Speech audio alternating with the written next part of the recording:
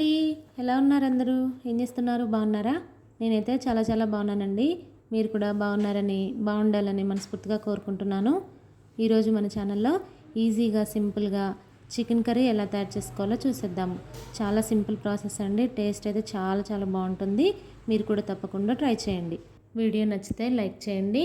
అలాగే నా ఛానల్లో ఎవరైనా ఫస్ట్ టైం చూస్తున్నట్లయితే సబ్స్క్రైబ్ చేసుకోండి. ఈ కర్రీ తయారు చేసుకోవడానికి ముందుగా వెడల్పాటి పాత్ర తీసుకొని దాంట్లో కూరకు సరిపోను ఆయిల్ వేసుకొని, ఆయిల్ హీట్ అయ్యాక ఒక పావు స్పూను షాజీరా వేసుకొని వేయించుకోవాలి. ఈ షాజీరా చక్కగా వేగిపోయాక దీంట్లో ఇప్పుడు 2 ఉల్లిపాయలు, 3 పచ్చిమిరపకాయలు ముక్కలుగా కట్ చేసుకొని వీటిని కూడా ఆయిల్లో వేసుకొని ఫ్రై చేసుకోవాలి.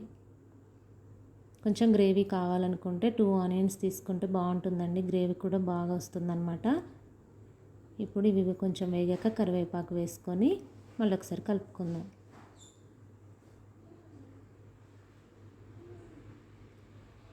దీంట్లోనే కొద్దిగా పసుపు కూడా వేసేసుకుందాము.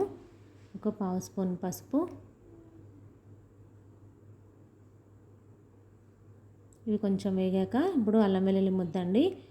1 టేబుల్ స్పూను అల్లం వెల్లుల్లి పేస్ట్ కూడా వేసుకొని ఈ అల్లం వెల్లుల్లి పేస్ట్ పచ్చివాసన పోయే వరకు ఫ్రై చేసుకోవాలి.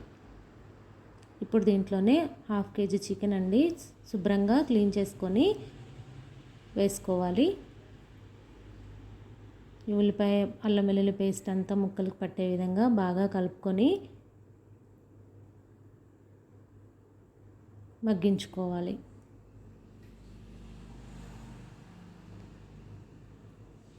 మధ్య మధ్యలో కలుపుకుంటూ ముక్కల్ని మంచిగా కుక్ చేసుకోవాలి.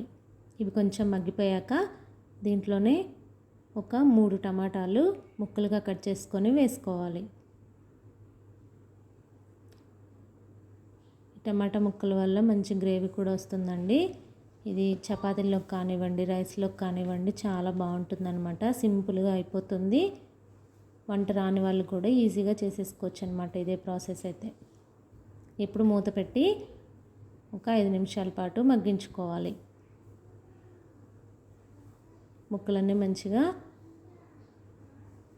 మగ్గిపోయినాయి కదండి. ఇప్పుడు దీంట్లోనే కారము 1 టేబుల్ స్పూన్ కారము,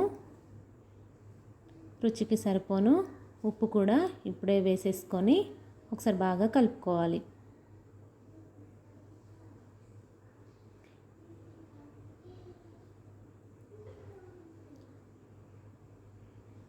మధ్య మధ్యలో కలుపుకుంటూ ఉండాలండి. మూత కూడా పెట్టుకుంటూ కలుపుకుంటూ ఉండాలి.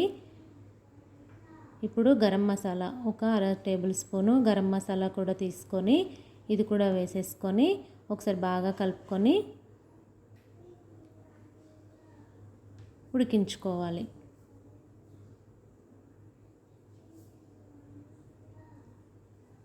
అంతే అండి, మన కర్రీ అయితే రెడీ అయిపోతుంది. దించుకునే ముందు కొత్తిమీర కూడా కొద్దిగా వేసుకొని ఒకసారి బాగా కలుపుకొని స్టవ్ ఆఫ్ చేసేసుకుంటే ఎంతో టేస్టీ చికెన్ కర్రీ అయితే రెడీ అయిపోతుందండి. ఈ ప్రాసెస్లో మీరు కూడా తప్పకుండా ట్రై చేయండి. ఎలా ఉందో కామెంట్ చేయండి.